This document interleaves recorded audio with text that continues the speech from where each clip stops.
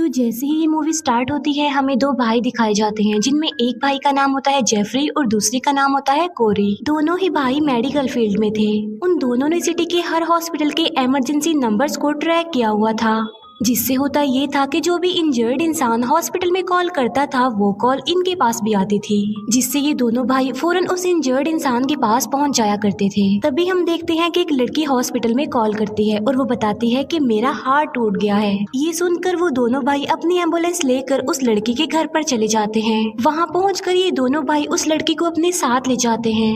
ये लोग उस लड़की से नॉर्मल मेडिकल के क्वेश्चंस पूछते हैं, जो डॉक्टर भी अक्सर पूछ लिया करते हैं। उन भाइयों में जेफरी उस लड़की को बेहोशी की मेडिसिन देकर उसे बेहोश कर देता है। बाद में ये लोग उस लड़की को अपनी लोकेशन पर ले आते हैं। वहाँ ले जाकर ये उस लड़की का पेट काट डालते हैं और उसकी बॉडी के इनर पार्ट्स को निकाल लेते हैं और बाद में उन पार्ट्स को बेच देते हैं। यहाँ पर हमें ये बात तो क्लियर हो जाती है कि ये दोनों किसी हॉस्पिटल के लिए तो काम नहीं करते थे, बल्कि ये इंजर्ड लोगों को कैप्चर कर लेते थे और बाद में उनके इनर पार्ट्स को निकाल कर उन्हें सेल कर दिया जाता था। इसका मतलब ये है कि वो लोगों की बॉडी का बिजनेस कर रहे थे। जेफरी उस लड़की की मोबाइल से सोशल मीडिया पर ये मैसेज अपलोड करता है कि मैं कहीं दूर जा रही हूँ और मैं कभी भी वापस आने वाली नहीं हूँ। जेफरी का भाई कोरी जब ये देखता है तो वो अपने भाई जेफरी को कहता है कि ये बहाना ठीक नहीं है, तुम कोई और बहाना ट्राई कर लो। लोगों की बॉडीज के पार्ट्स का ये बिजनेस करते करते उन्हें 1 मंथ हो गया था और इसके जरिए वो काफी पैसा भी कमा चुके थे।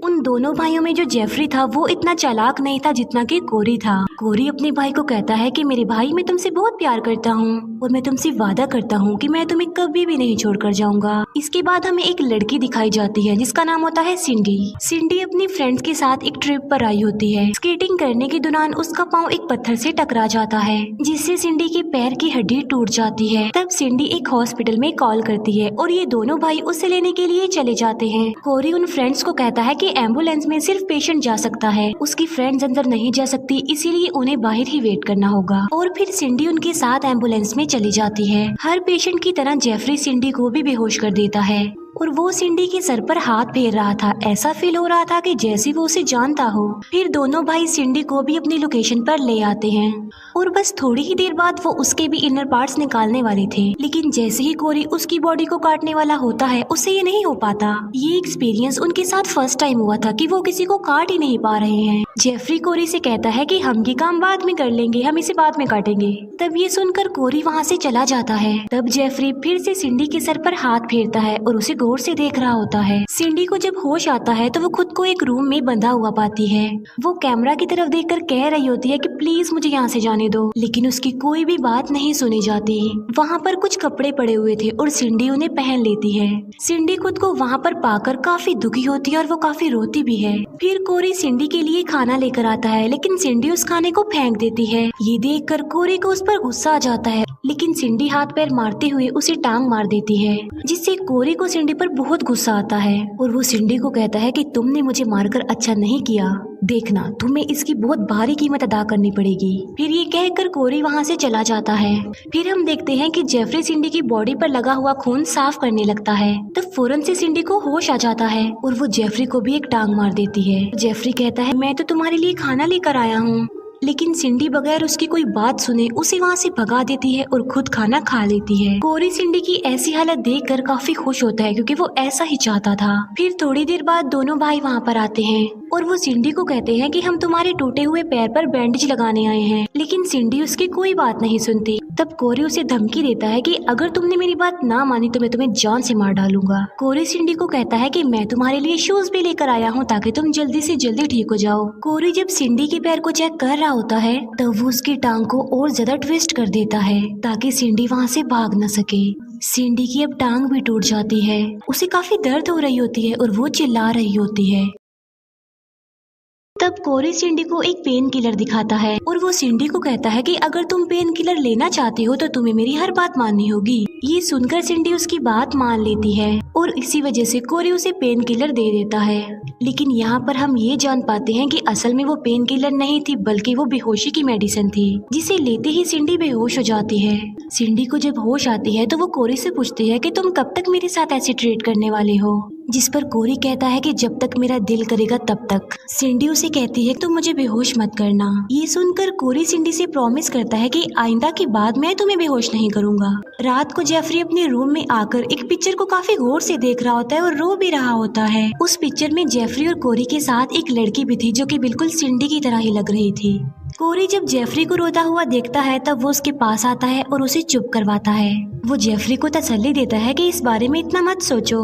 बाद में वो खुद अपने रूम में जाकर उस पिक्चर को देखता है और काफी अपसेट हो जाता है। फिर कोरी सिंडी के लिए खाना लेकर जाता है। सिंडी उससे पूछती है कि और कितने दिन तुम मुझे यहाँ पर रखने वाले हो। सिंडी कोरी को चिढ़ाने के लिए कहती है कि मुझे लगता है कि तुम्हारा मेंटल बैलेंस खराब है, तभी तो तुम साइको बन गए हो।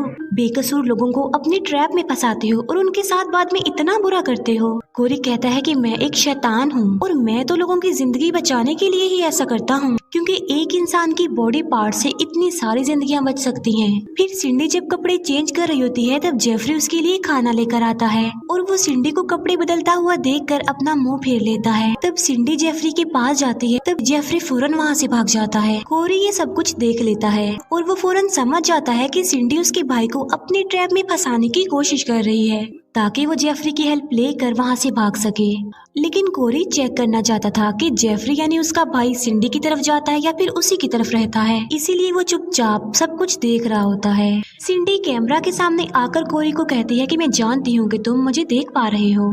रात को जेफरी सोने के लिए अपने रूम में जाता है और अब उसे सिंडी अच्छी लगने लगी थी और वो सिंडी के बारे में ही सोच रहा था। नेक्स्ट मॉर्निंग जेफरी सिंडी के लिए अच्छा सा ब्रेकफास्ट बनाता है। ये देखकर कोरी को उस पर काफी गुस्सा आता है। कोरी कहता है कि मैं सिंडी के पास जा रहा हूँ क्योंकि मैंने उसकी बॉडी के पार्ट्स को काटना है और उसे सेल करना है, पैसे कमाने हैं। ये सुनकर जेफरी को काफी बुरा फील होता है, लेकिन वो अपने भाई की किसी बात पर डिसएग्री भी नहीं कर सकता था क्योंकि इस दुनिया में उसके भाई के अलावा उसका और कोई भी नहीं था। कोरी सिंडी के पास जाकर उससे कुछ मेडिकल के क्वेश्चंस करता है, लेकिन सिंडी उसका कोई भी आंसर नहीं करती, जिस पर कोरी उसे वार्न करता है कि अगर तुमने मेरे सवालों का जवाब ना दिया तो मैं तुम्हारी दूसरी टांग भी तोड़ डालूंगा। ये बात सुनकर सिंडी को डर पड़ जाता है कि कहीं वो उसकी दूसरी टांग भी ना तोड़ दे, इसीलिए वो सारे सवालों के जवाब दे देती है। फिर सिंडी कोरी को बुरे बुरे अल्फाज कहने लगती है और ये सुनकर कोरी को उस पर काफी गुस्सा आता है, लेकिन वो वहाँ से चला जाता है। इसके बाद जेफरी सिंडी के पास आता है और सिंडी उसे अपनी बातों में फंसाने की कोशिश करती है।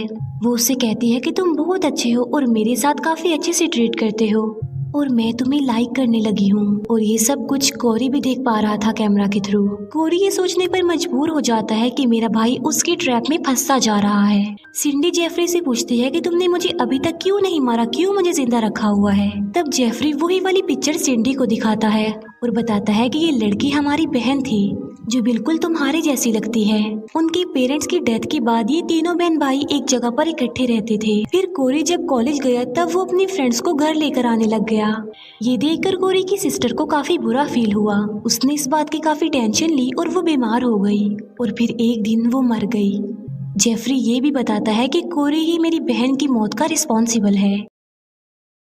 ये सुनकर सिंडी समझ जाती है कि उसका फेस उनकी सिस्टर के साथ मैच होता है, इसीलिए उन्होंने उसे नहीं मारा। इसके बाद जेफरी कोरी के पास आ जाता है। कोरी उसे समझाने की कोशिश करता है कि वो लड़की तुम्हें अपने जाल में फंसाना चाह रही है। ये बात सुनकर जेफरी को अपने भाई पर काफी गुस्सा आता है और वो उस पर चिल्लाने लगता है कि एक बार तो तुम मेरी बहन को मुझसे छीन चुके हो, लेकिन इस बार मैं तुम्हें ऐसा नहीं करने दूंगा। जेफरी इतना ज्यादा गुस्से में होता है कि वो खुद को ही नुकसान पहुंचाने लगता है। कोरी उसे कहता है कि देखो मैं तुम्हारा भाई हूँ, मैं तुमसे बहुत प्यार करता हूँ, तुमसे कोई भी इतना प्यार दुनिया में नहीं कर सकता जितना मैं तुम्हें करता हूँ। इसके बाद हम देखते हैं जेफरी को जो कि दोबारा से सिंडी के पास जाता है। सिंडी उसे कहती है कि तुम अपने भाई की निस्बत काफी अच्छे हो और मुझे तुम्हारे साथ रहकर काफी अच्छा लगता है। ये सुनकर जेफरी सिंडी को कहता है कि हमें यहाँ से भाग जाना चाहिए ताकि वो लोग कोरी से दूर चले जाए और कोरी उन्हें कभी भी न ढूंढ पाए। ये सुनकर कोरी काफी अपसेट हो जाता है क्योंकि उसका भाई अब पूरी तरह सिंडी की तरफ हो गया था। वो सिंडी के प्यार में इतना पागल हो गया था कि वो कुछ भी करने को तैयार था, अपने भाई को छोड़ने को तैयार था।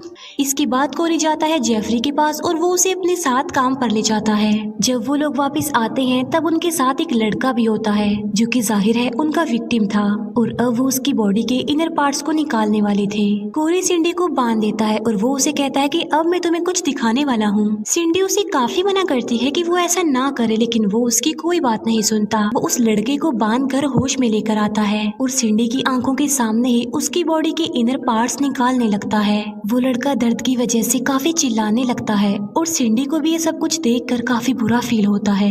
ये सब कुछ देखकर सिंडी काफी शॉक्ड रह जाती है क्योंकि वो पहली बार किसी की चीर फाड़ देख रही थी। कोरी सिंडी के पास आकर उसे कहता है कि तुम जो कुछ भी कर रही हो अच्छा नहीं कर रही और मैं तुम्हें हर रोज ऐसे ही चीर फाड़ दिखाऊंगा। कोरी जेफरी को कहता है कि आज मैंने बाहर का खाना खाना है और वो जेफरी को मार्केट भेज देता है। कोरी सिंडी के पास आकर उसे कहता है कि बस अब बहुत हो गया, तुमने तो सारी लिमिट्स ही क्रॉस कर दी हैं। तुमने मेरे भाई को अपने ट्रैप में फंसा लिया। और वो सिंडी को ये बात भी बता देता है कि मेरी बहन की मौत किसी सदमे की वजह से नहीं हुई थी बल्कि मैंने उसे जहर दिया था। ये सुनकर सिंडी काफी हैरान रह जाती है। तब कोरी उस रूम में बेहोश कर देने वाली गैस छोड़ देता है जिससे सिंडी बेहोश हो जाती है। बाद में कोरी सिंडी की बॉडी पर स्टिचेस लगा देता है और वो उसके होंठों को भी सी देता है। जेफरी जब वापस आता है तब वो सिंडी की ऐसी हालत देखकर काफी गुस्से में आ जाता है। तब कोरी उसे कहता है कि मैंने जो कुछ भी किया है ना बिल्कुल ठीक किया है क्योंकि इस लड़की ने तुम्हें अपने जाल में फंसा लिया था। लेकिन जेफरी जो कि इतने गुस्से में था वो कोरी की कोई बात नहीं सुनता और वो कोरी के सर को जमीन पर पटक पटक कर उसे बेहोश कर देता है। इसी दौरान सिंडी को भी होश आ जाता है और वो जेफरी पर अटैक करके उसे बेहोश कर देती है। जेफरी बेहोश हो जाता है और सिंडी मौके का फायदा उठाकर वहाँ से भाग जाती है। उन दोनों भाइयों को जब होश आती है तो कोरी अपने भाई जेफरी को संभालता है, उसे तसल्ली देता है और कोरी जेफरी को कहता है कि मैंने तुम्हें कहा था ना कि वो लड़की तुम्हें अपने ट्रैप में फंसा रही है, वो ट्रस्ट के काबिल थी ही नहीं। इसके बाद हमें कुछ सालों बाद का सीन दिखाया जाता है जहाँ पर एक इंजर्ड लड़की इन्हें कॉल करके बुलाती है। जब ये भाई वहाँ पर एम्बुलेंस लेकर पहुँचती है तो वो लड़की इन पर अटैक करके इन्हें बेहोश कर देती है और वहाँ पर वो लड़की नहीं बल्कि बाकी लड़कियाँ भी थी और वो कोई और नहीं बल्कि सिंडी और उसकी फ्रेंड्स थी। वो लड़कियाँ उन्हें उठाकर उनकी लोकेशन पर ले जाती हैं। वहाँ पर ले जाकर उन्हें बांध दिया जाता है। कोरी को जब होश आती है तो वो खुद को वहाँ पर पाकर काफी हैरान रह जाता है और जेफरी को उन्होंने बांधा था बिल्कुल वैसे ही जैसे सिंडी को बांधा हुआ था। वो सिंडी को कहता है कि सारा कसूर मेरा है तो तुम प्लीज मेरे भाई को छोड़ दो, उसे जाने दो। लेकिन सिंडी उसकी कोई भी बात मानने को तैयार नहीं थी। वो कहती है कि मैं तुम्हारे भाई को तुम्हारी बॉडी के इनर पार्ट्स निकाल कर दिखाऊंगी जैसे कि तुम सबके साथ करते हो। लेकिन कोरी उसे ऐसा करने से मना करता है। जेफरी सिंडी को कहता है कि तुम तो मुझसे प्यार करती थी ना, फिर तुम ये सब कुछ क्यों कर रही हो। तब सिंडी जेफरी के सीने पर चाकू से स्टैब करके बोलती है कि मैं तुमसे कैसे प्यार कर सकती थी, मैंने तुम्हें कभी प्यार किया ही नहीं। तभी उन लड़कियों की लोकेशन के बाहर एक डिलीवरी मैन आ जाता है और वो असल में बॉडी के पार्ट्स लेने आया था। उसे देखकर सिंडी बाहर जाती है। तब वो डिलीवरी मैन सिंडी से बॉडी के पार्ट्स की मांग करता है और उससे कहता है कि अगर तुम मुझे बॉडी के पार्ट्स दोगी तो मैं तुम्हें बहुत ज्यादा पैसे दूंगा। ये सुनकर सिंडी उससे कहती है कि तुम बस 5 मिनट वेट करो, 5 मिनट में मैं बॉडी के पार्ट्स लेकर आ रही हूँ। ये कहकर सिंडी वहाँ से चली जाती है बॉडी के पार्ट्स लेने। यहाँ पर सिंडी कोरी के बॉडी के पार्ट्स काटने वाली थी और बस इसी के साथ ही ये मूवी यहीं पर एंड हो जाती है। Thank you for watching.